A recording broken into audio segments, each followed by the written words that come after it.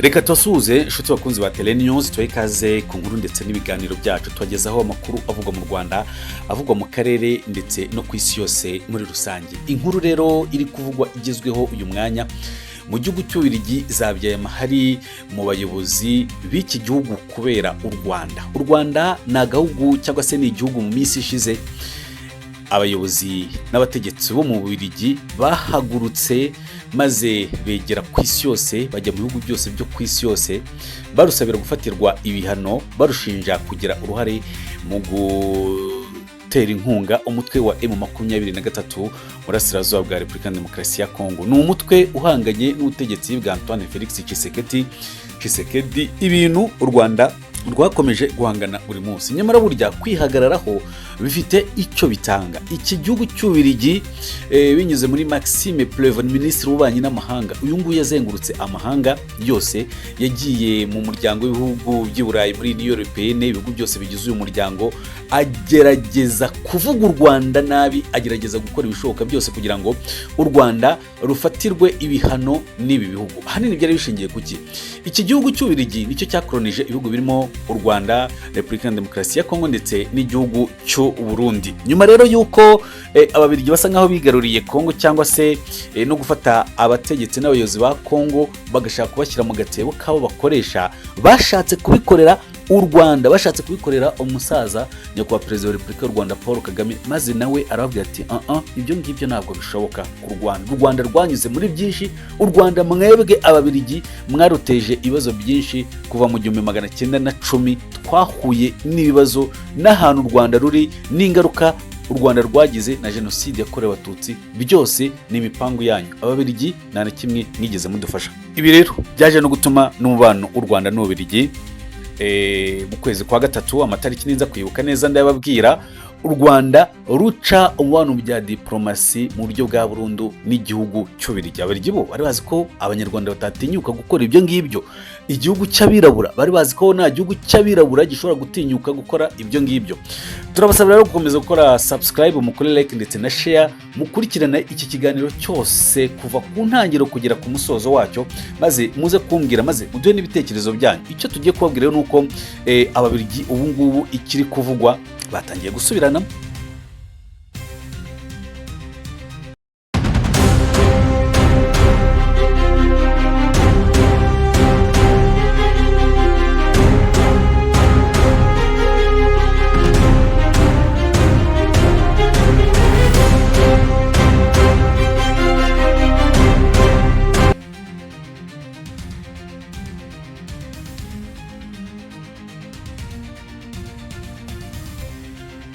Muri leta hariya rwose mu gihugu cy'Ububiligi Buruseli zabyaye amahari, abayobozi ntabwo bari kumvikana, bari kuvuga ati nyamara iki gihugu cyari kidufatiye runini, iki gihugu mwafatiye ibihano, iki gihugu cyeretse abazungu ko ari igihugu cy'abirabura bihagazeho, ibi bintu mukaba mwaratumye ibihugu birimo za Burkina Faso kwa Ibrahim Traoré baratangiye kumenyera abazungu, akacu katubayeho, kandi we Maxime Prevot ni wowe wabiteye.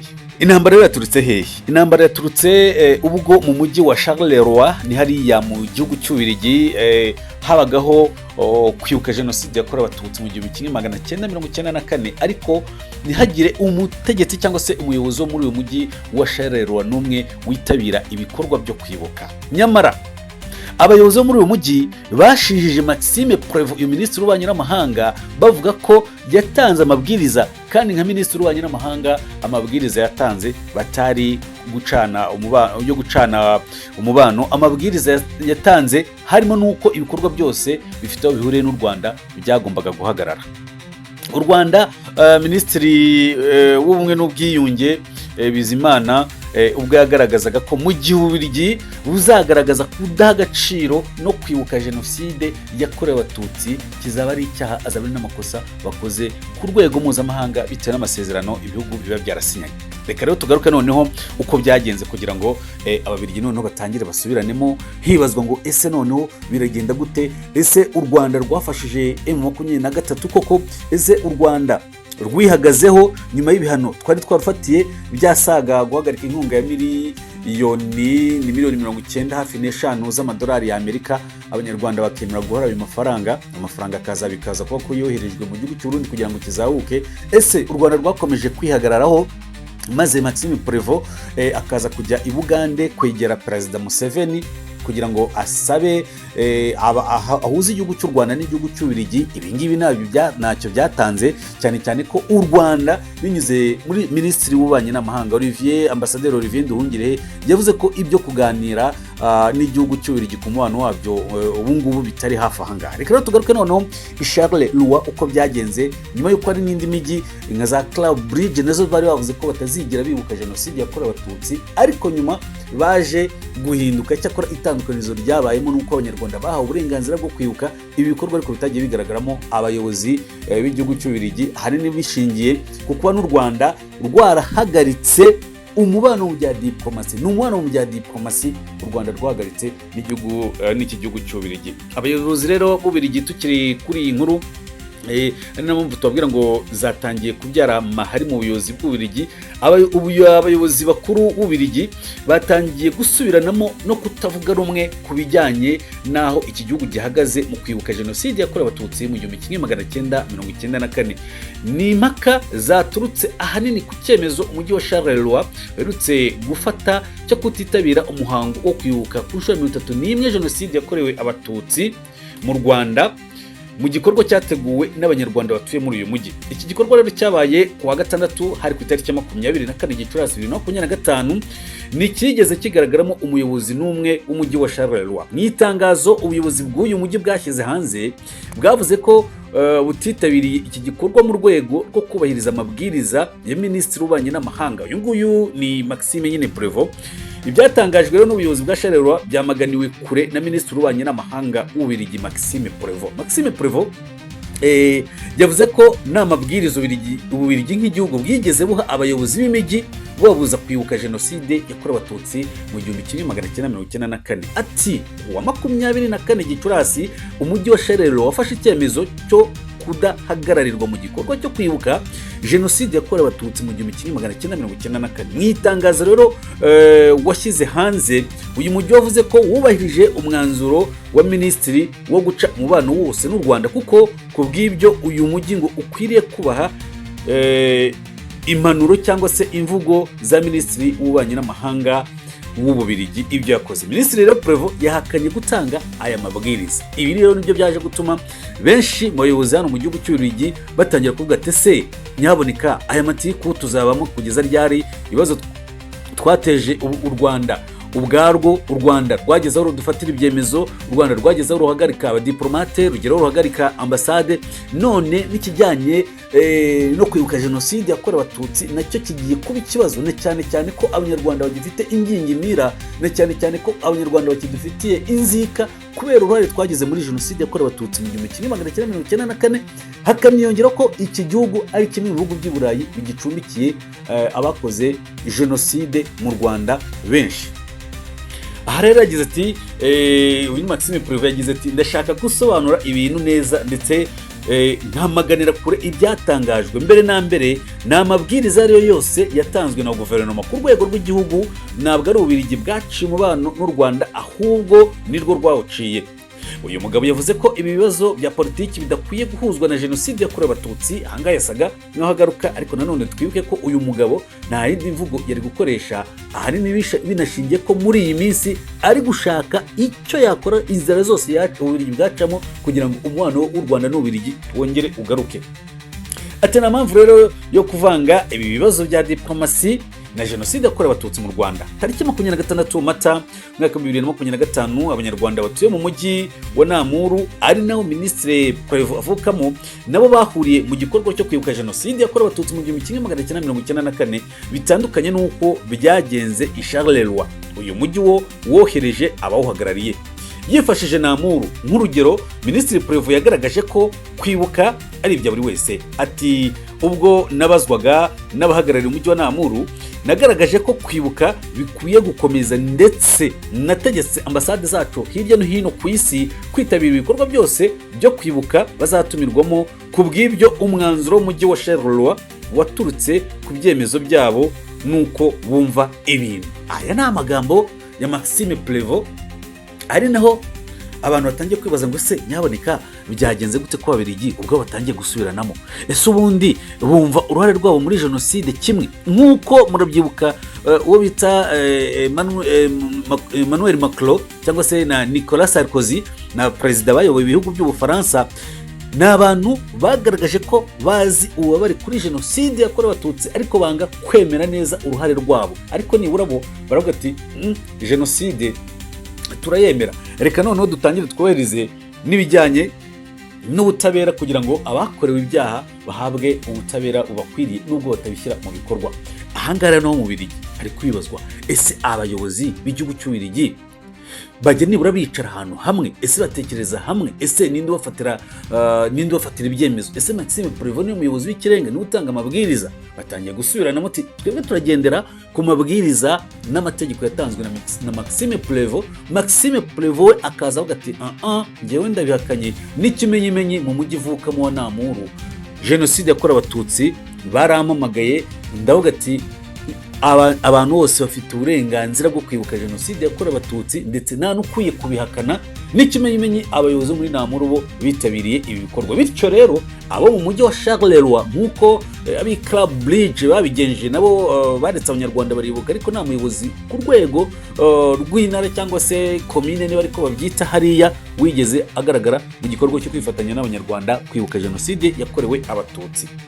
Ibibazo rero byatangiye kwibazwa ngo ese ni Minisitiri Prévost uri kubeshya, ni umuyobozi w'umujyi wa Charleroi uri kubeshya, bimeze gute? Nubwo Minisitiri w'Ububanyi n'Amahanga w'Ububiligi avuga ko n'amabwiriza yigeze atanga abuza abantu kwibuka jenoside yakorewe Abatutsi ku ikubitiro imijyi ya Liège na Bruges muri Mata 2025, yari yatangaje ko nta bikorwa byo kwibuka bizaba.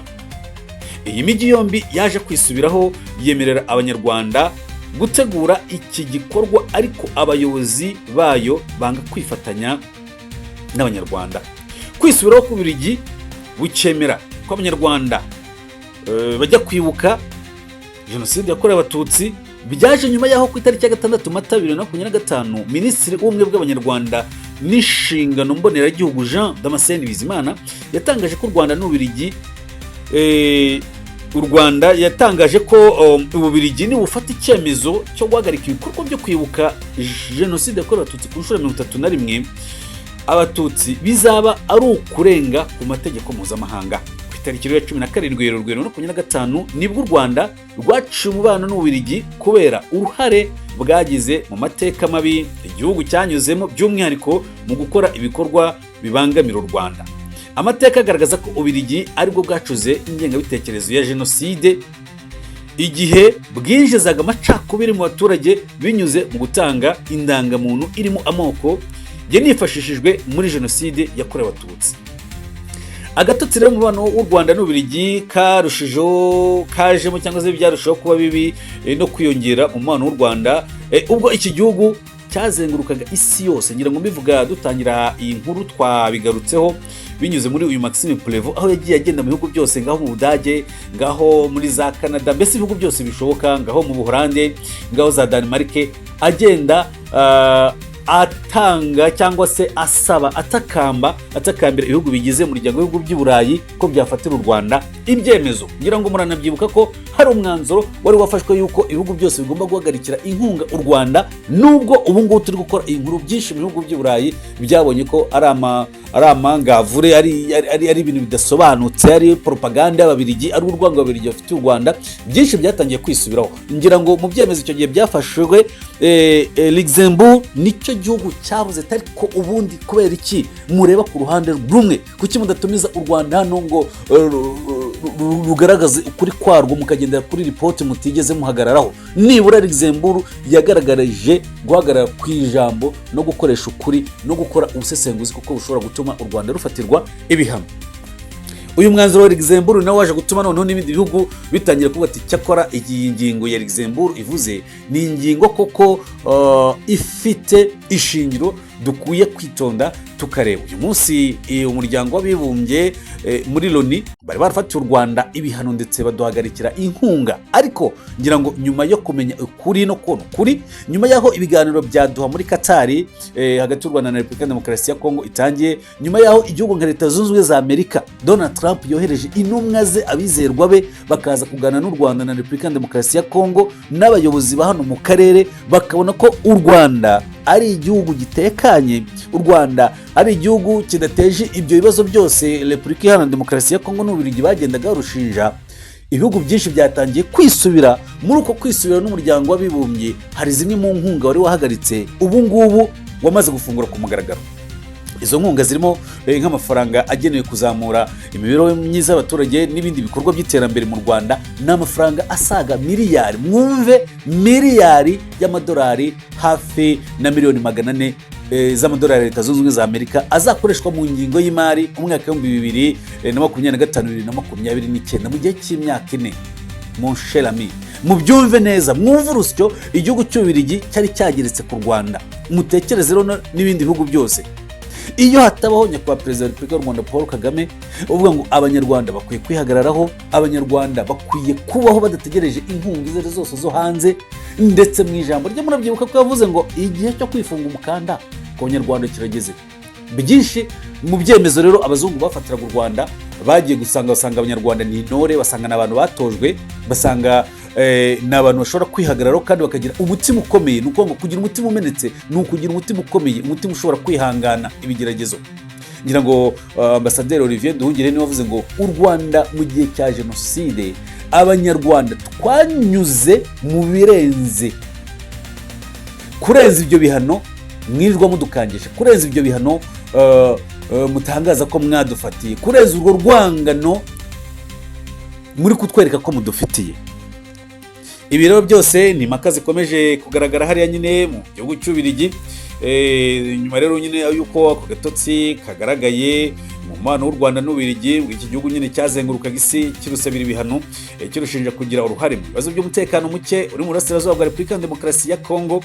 Kugeza ubu hari amakuru yizewe ahamya ko iki gihugu cy'Ububiligi kiri gushaka kwiyunga n'u Rwanda, ndetse iki gihugu Maxime Prévost aherutse kugirira uruzinduko mu bihugu bigize akarere. Ahangaha yagiye muri Repubulika Demokarasi ya Kongo, yagiye mu gihugu cya Uganda wana na Museveni, yagiye mu gihugu cy'u Burundi. Kugera mu gihugu cya Uganda ho nuko yari yizeye neza ko inzira uyu mugabo ashobora kunyuramo yonyine yamuhuza, yatuma Ububiligi bwongera guhura n'u Rwanda ari igihugu cya Uganda, ari Museveni wenyine. Aha rero basabye Maxime Prévost yaje kubasaba Perezida Museveni ko yagira uruhare mu kongera guhuza u Rwanda n'Ububiligi. Ububiligi gutakaza u Rwanda nabwo buzi neza ko ari igihombo bwaba bugize. U Rwanda rero rwo ruvuga ko ingingo yo kwiyunga n'Ububiligi izaba iganirwaho kuko itari mu byo igihugu cy'u Rwanda gishyize imbere. Ni ukuvuga ngo imigambi mibisha Ababiligi inabi n'ibibi batwifurizaga, nyuma y'uko bahagaritse izo nkunga zabo bakangishaga u Rwanda n'abanyarwanda, bakazijyana mu gihugu cy'u Burundi kugira ngo nacyo gikomeze kigire ijambo mu guharabika isura y'u Rwanda. Nyuma y'uko bigaragaye ko ibyemezo byose bafatiye u Rwanda harimo n'ibyo bihano abanyarwanda batapfuye kubera ibihano babafatiye, abazungu batangiye kugira ubwoba. Ngira ngo murabizi neza Ibrahim Traoré wa Burkina Faso, ingamba yafashe ku Bafaransa n'ibindi bihugu byamatse, ibihugu byo ku mugabane w'Uburayi. Murabizi ibihugu birimo nka za Liberia, ibihugu byinshi hano, ibihugu za Chad, ibihugu bya Algeria, ibihugu biri kugenda bicana umubano n'ibihugu byo ku mugabane w'Uburayi byagiye bikoloniza ibihugu bya hano muri Afurika. Ni swaga, ni ikibazo cyatangiye kuvuka, ariko nyamara ibi ngibi birazana none gukurura ko igihe Afurika yashaka kwishyira hamwe, Afurika waba umugabane ukomeye kuko ufite buri kimwe cyose, ufite ubushobozi, ufite ubwo butunzi, ufite umutungo kamere, ufite abanyabwenge, wakora byose kandi tukaba twagira no gukomera umugabane wa Afurika ukaba wagera ku iterambere rikomeye kurusha bimwe mu bihugu byo ku mugabane w'Uburayi. Inshuti bakunzi ba Tele News, rero reka tubashimire mwe mwese mukomeze mubane natwe, tubabwire ngo ahanga ni ku isi y'amakuru kandi amakuru mashyashya abageraho buri uko abonetse. Turi mu bambere bageze amakuru. Icyo tubasaba mwebwe mukomeze mubane natwe, nyaboneka munadushyigikire, mukore comment ku nkuru zacu tubagezeho, mutuganirize, mutubwire ibibura, kandi natwe twiteguye kubikosora ku bwanyu. Turabasaba rero gukomeza gukora subscribe, mukore like, mukore na share, kugira ngo nyaboneka mujye muba aba mbere mubona inkuru zacu. Ibyo mushimye mubitubwire aho twakosheje, kandi nabwo mudukebure, mutubwire ati ahaze sawa dukosore. Narimana Jacques, mukomeze mugire ibihe byiza. Bye bye and ciao ciao.